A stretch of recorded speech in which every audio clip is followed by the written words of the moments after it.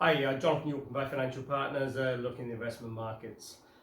Traditionally, September is not a particularly good month for equities, and so far that's proved to be the case. Really pretty big sell-off on the sort of last day of August.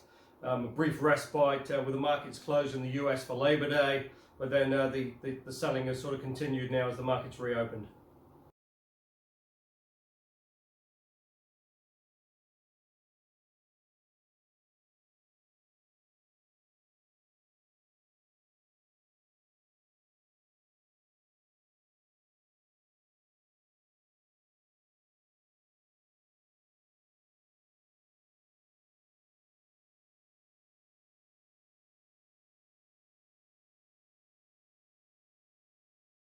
Now that has to be put in the backdrop against a pretty strong market in August. Certainly there's some pretty decent gains out there. Really led by the big sort of tech companies. And maybe this is just a little bit of a sort of a breather out there, a little bit of profit taking, a little bit of repositioning as the market looks to sort of push on towards year end.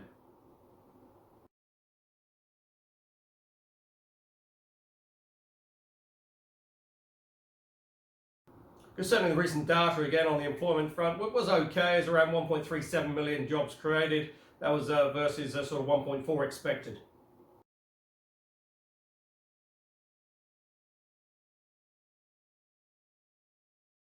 But also as well, quite interesting, the unemployment rate fell to 8.4. That was predicted to be around sort of 9.6.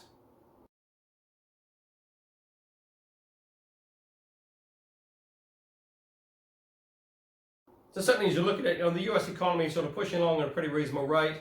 Obviously you've got record low interest rates. You've also got a central bank, the Fed, that's really prepared to do anything that's necessary to keep the economy moving.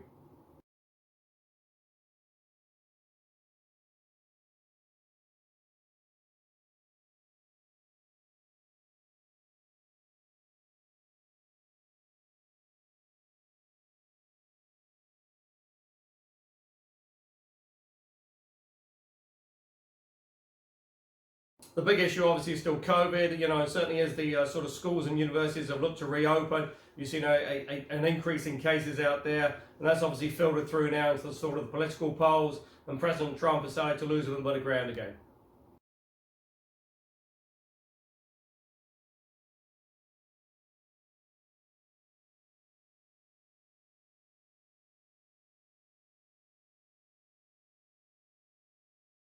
And really quite interesting, some of the sort of key states, North Carolina, Wisconsin, and Arizona, President Trump is now behind in the polls.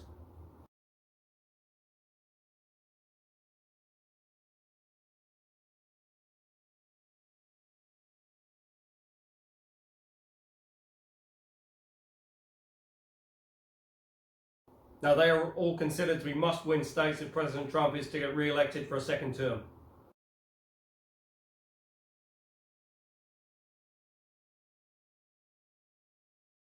So it really is going to be very interesting to see how this sort of plays through. We're now into September. The election is November the 3rd. So it's really getting down to the wire now.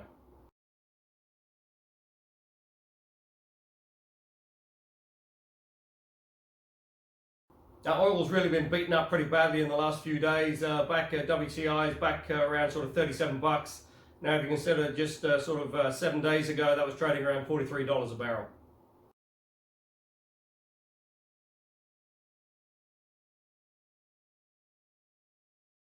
In Europe, despite seeing a sort of increase in cases, they haven't really spiraled out of control. There was certainly a pickup as sort of the borders were reopened, but that appears to be sort of plateauing out now. It's just going to be interesting to see how it sort of plays through, especially as they start to head into sort of cooler climes. Potentially the virus is more sort of rampant.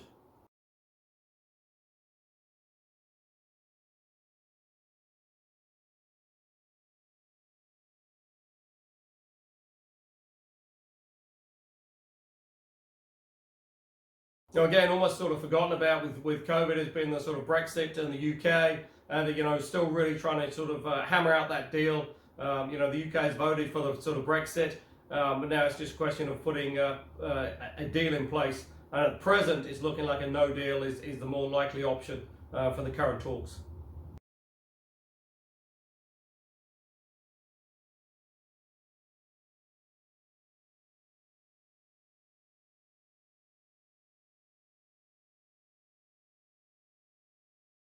Quite interesting developments in Australia as well. Victoria looking like at least another sort of 2 weeks of lockdown, potentially another sort of 3, and then sort of gradually sort of starting to ease those restrictions. But it's going to be a very gradual process. And they're talking about, sort of Victoria not really coming out of this sort of lockdown completely until maybe Christmas time.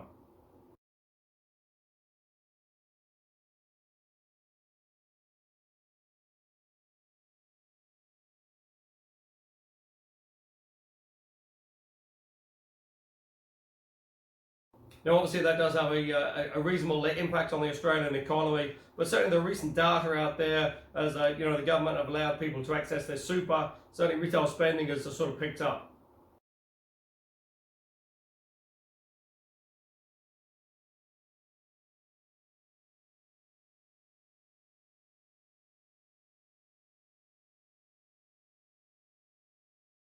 That's going to be quite interesting now, obviously, to see if that can just be sustained, with all sort of help going through as well, sort of job seeker and job keeper allowances sort of taking place in Australia. And it's just going to be interesting to see if they can sort of manage to sort of ease their way through this sort of, crisis and sort of come out the other end.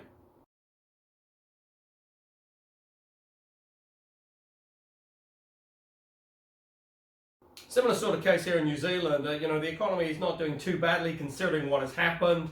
Obviously, there's still quite a bit of angst out there. Auckland is still in sort of a level 2.5, which does sort of place some reasonable restrictions on people, and most noticeably is that sort of meetings that can't be more than 10 people.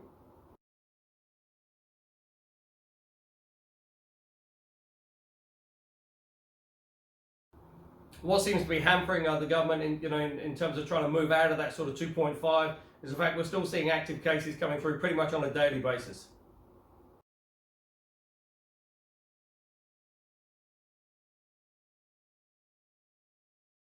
And so the issue is, if you've got active cases, still sort of coming through on a daily basis, it's pretty hard to sort of take those restrictions down and allow, sort of much more sort of freedom out there with sort of socialising and public meetings.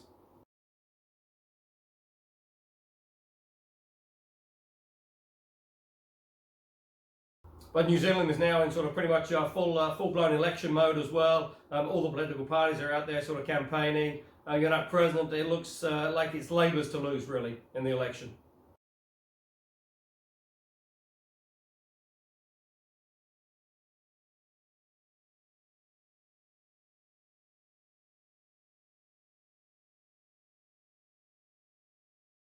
Now, Somerset have a bond out in the marketplace, 7 years, minimum rate will be 2.3. The actual rate hasn't been set yet, but so the minimum rate will be 2.3%.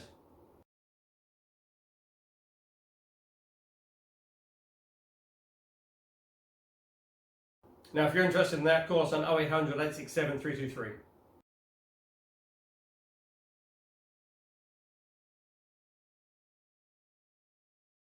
Now, as always, in this low interest rate environment, it is pretty difficult out there. And if you are looking for income, there are plenty of alternatives available to, say, sort of bonds and, sort of term deposits, which, presently are showing historical low rates.